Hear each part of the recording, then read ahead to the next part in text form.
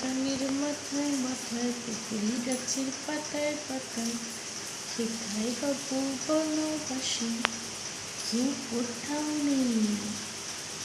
দেখ বাবান, আমরা জানলা দিয়ে শুয়ে শুয়ে দেখছি আমাদের সামনে একটা বিশাল বড় জানলা খোলা, সেখানে সামনে বিশাল বড় বাঁশ ঝাড়।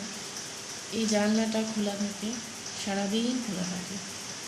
সেখানে দেখুন বাঁশ পাতার উপর থেকে টুকটুক করে জল পড়ছে, বাঁশ পাতাগুলো মাথা নড়ছে। আমরা দেখি সারাদিন, যখন খুব হাওয়া দেয় ওরা খুব দোলায় মাথা।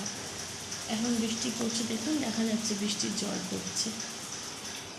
কিন্তু রাত হলে আমি জানলাটা দিয়ে দিই, ভীষণ অন্ধকার দিকটা, কিচ্ছু দেখা যায় না, বাঁশ গাছগুলোকেও ঠিক করে দেখা যায় না।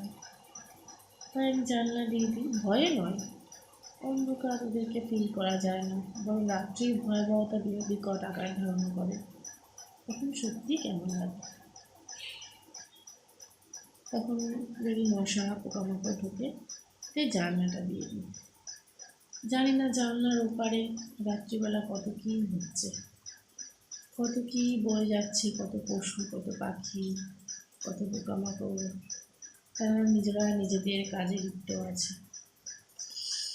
আমার তো বেশ ভালোই লাগছে প্রকৃতিকে উপভোগ করতে। মাঝে মাঝে মনে হয় কোনো সব কাজকর্ম ছেড়ে শুধু ওদেরকে দেখি আর চুপচাপ বসে থাকি। ঠিক আছে, গুড ইভিনিং এভরিবডি।